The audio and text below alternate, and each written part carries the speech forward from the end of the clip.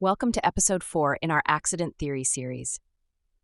In our previous episode, we explored how incidents can result in injuries and discussed how the study of accident theory helps identify ways to prevent such injuries. We also highlighted that the primary goal of incident investigation is to reduce and eliminate worker injuries, with improvements to work procedures and processes often being an indirect benefit. The episode concluded by defining what constitutes a catastrophe and examining how the proximity and severity of an incident influence whether it is perceived as a minor event that evokes sadness or as a true catastrophe. In today's episode, we will first look at the difference between legality and science as it applies to accident theory. We will then take a look at causality and end the episode with an introduction to continuity. In the field of physics, Sir Isaac Newton formulated the third law of motion, which states, "For every action, there is an equal and opposite reaction." This principle can be simplified to explain the concept of cause and effect, which is fundamental to incident investigation and accident theory. Understanding cause and effect is critical in accident theory, as it emphasizes that every incident has consequences.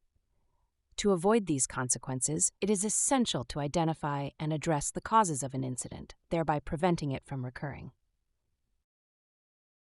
Identifying the cause of an incident is rarely simple or straightforward. There can be a variety of contributing factors, including physical, mechanical, environmental, or psychological elements. These factors may act individually or in combination to result in the incident.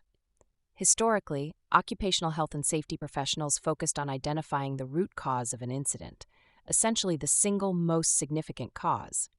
However, this approach is no longer widely accepted because incidents are inherently multifactorial.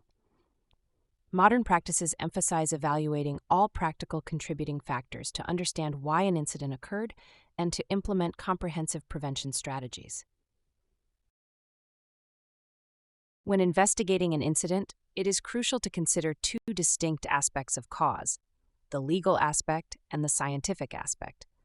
These two perspectives help determine why the incident occurred and guide efforts to prevent similar incidents in the future. The legal aspect of an investigation focuses on assigning responsibility to individuals or organizations. Often the first questions asked are, "Is it our fault?" and "Who can be blamed?"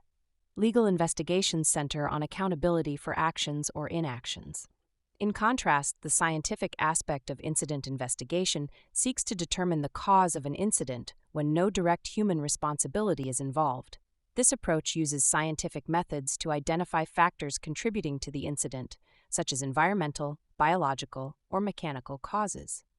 The goal is to understand what happened so that effective measures can be implemented to prevent recurrence.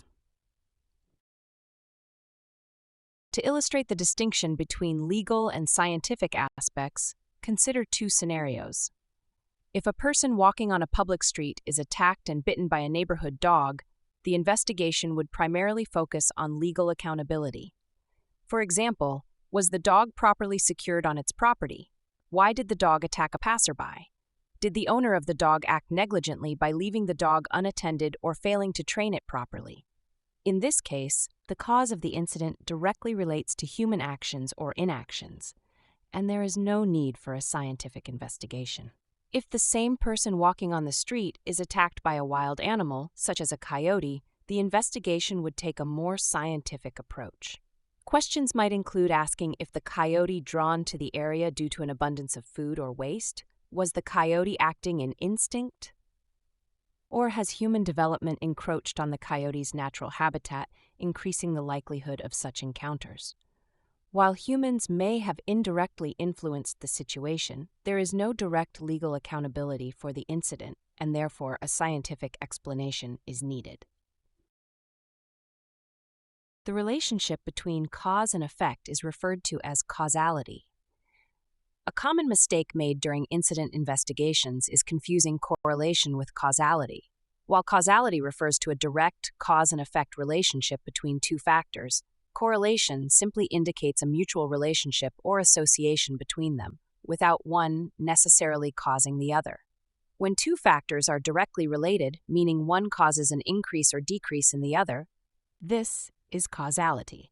For example, as the weather becomes hotter and sunnier, people tend to experience more sunburns.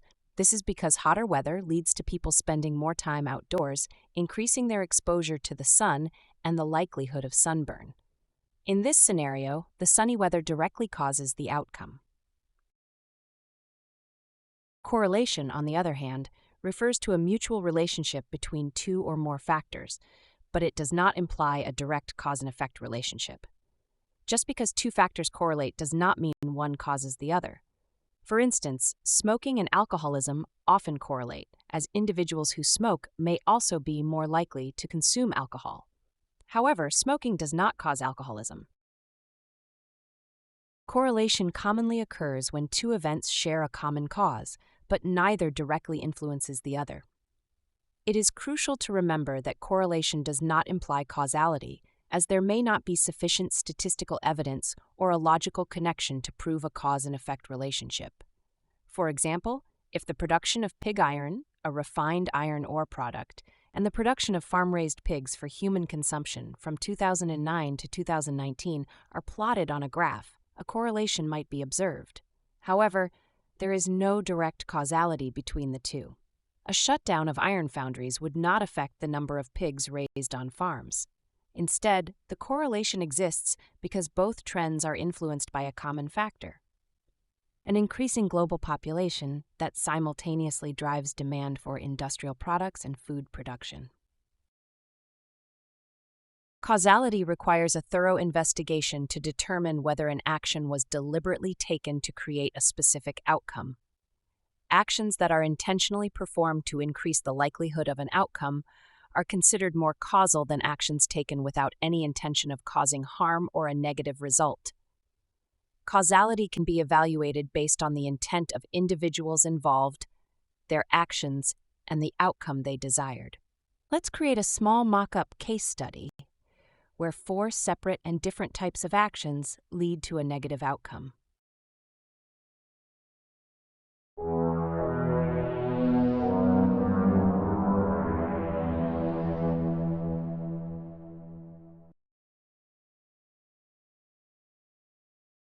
My name is David, and I deliver parcels for the post office.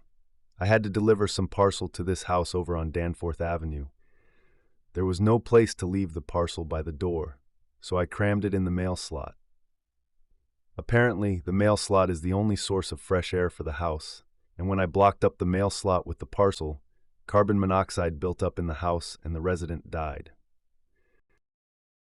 When David delivered the parcel, although delivering parcels is a routine act, jamming the parcel in the mail slot was deliberate. David would not have known that the mail slot was the only source of fresh air for the house, and therefore did not jam up the mail slot with the intent to cause carbon monoxide poisoning. In this situation, David would not be liable for the death of the resident. So, I was doing deliveries down in the east end of the city on Danforth Avenue, and I was in a real rush. It was my kid's birthday, and I didn't have time to walk up the steps to the house. So I threw the parcel on the front porch. I guess whatever was in the parcel broke because the person receiving it cut their hands when they opened the box. Since David admits that he was in a rush and also admits to throwing the parcel, David's action might be considered causal. Although David did not intend for the person receiving the parcel to be injured, he did intend to throw the parcel. You know Mrs. Yamamoto, the one who always gets parcels shipped to her house on the Danforth? Well, when I was delivering the last parcel to her, I took a peek at the package and noticed it was some primo medical equipment. I was thinking my mom could use the equipment, so I decided to take it with me instead. I didn't know how important that was for Mrs. Yamamoto because she really needed the stuff. And later that day, she had a medical emergency because she did not have the required device. In this scenario, even though David did not know the importance of the parcel, he intended to steal it. This makes David at fault for the resulting medical emergency.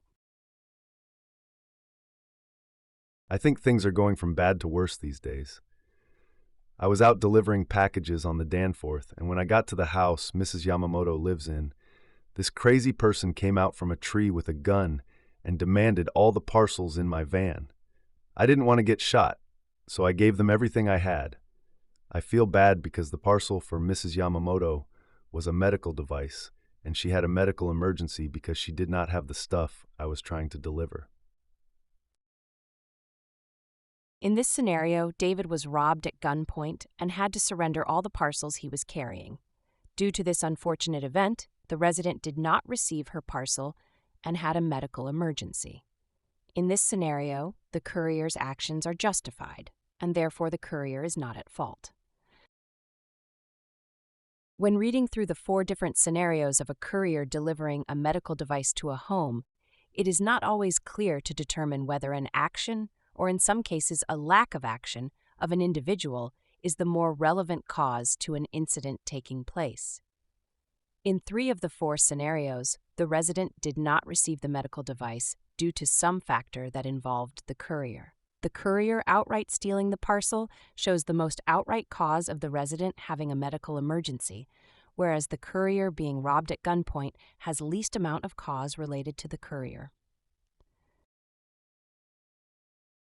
Intent plays a critical role in evaluating causality. If an individual takes deliberate actions to create an outcome, their behavior is considered more causal than if their actions were unintentional or if they had no control over the circumstances.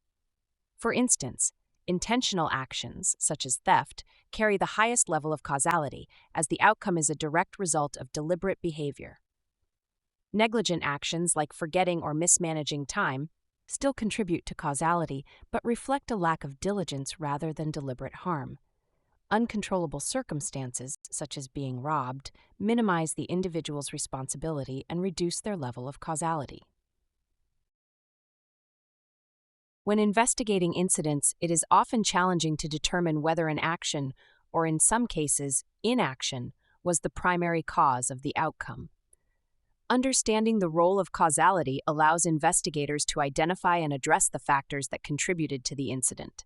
This ensures that similar events can be prevented in the future by addressing both intentional and unintentional causes, as well as mitigating external factors where possible.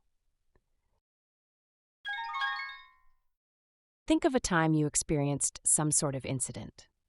Was the incident caused by only one factor, or were there multiple factors that combined to form the result? Share your reflections in this episode's group chat or in the comments section if you are following on social media. For one or more causes to be linked to an effect, there must be a logical connection through time, space, and some form of physical structure. This connection, known as continuity, is essential for determining causal factors in incident investigations and many other processes. Whether a single cause directly leads to an effect or multiple causes combine to produce one, these connections must be established in a tangible way. Even if 2 causes are not directly related, an intermediate link must exist to demonstrate a continuous process. Even if 2 causes are not directly related, an intermediate link must exist to demonstrate a continuous process. For example, if a business proposal stated that an organization needed to collect data and that this data would generate profit, a critical question would arise. How does the data lead to profit? It would be necessary to outline the steps from data collection to profitability, including questions such as what type of data is needed, when it should be collected, and who would be willing to buy it.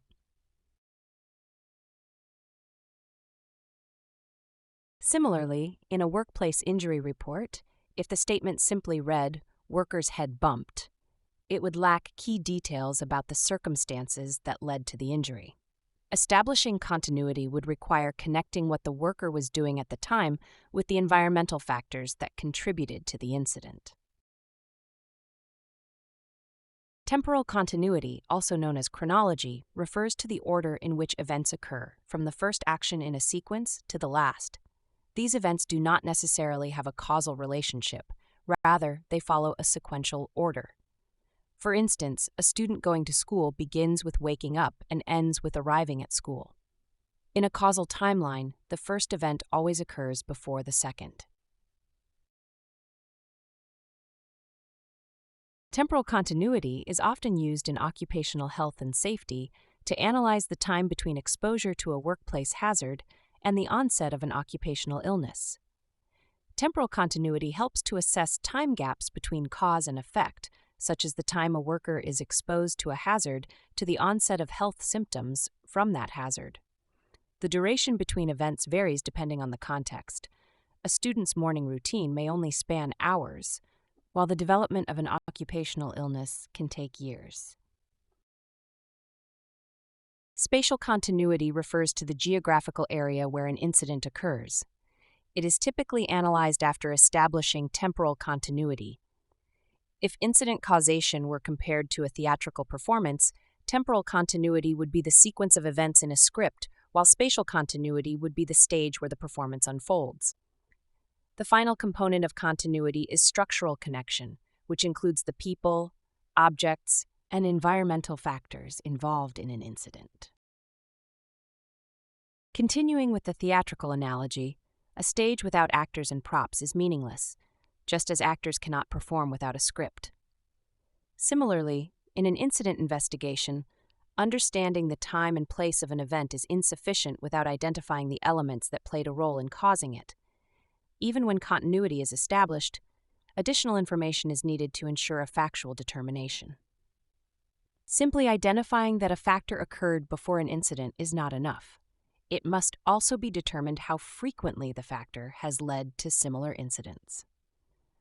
Knowing that a particular cause can lead to an event provides little insight unless we assess whether it significantly increases the likelihood of that event occurring. Cause and effect is a way to describe that actions and processes have some sort of reaction. Using root cause to determine causal factors is no longer favored, as incidents are generally multifactored. All practical causes should be considered when investigating an incident. The legal aspect of an investigation determines the responsibility of people and organizations. The scientific aspect of an investigation looks at causes which are not a result of human action. The relationship between cause and effect is referred to as causality. Correlation is when two events have a common cause, but neither event causes the other. Continuity is a logical connection through time, space, and some sort of physical structure. To prove continuity in incident investigation, temporal continuity, spatial continuity, and structural connection all need to be present. COHSI provides its students with a multiple-choice quiz at the end of each episode, which can be used as practice material for the content that has been covered. A free version of the quiz can be accessed by anyone following our content on social media by using the QR code shown on the screen. If you are a COHSI student, please complete the discussion board topics found throughout this unit, as well as the episode quiz. Both of these tasks can be found under their appropriate tabs in your learning portal. If you have any questions or concerns, please reach out to your course instructor. Thank you for watching and have a safe day.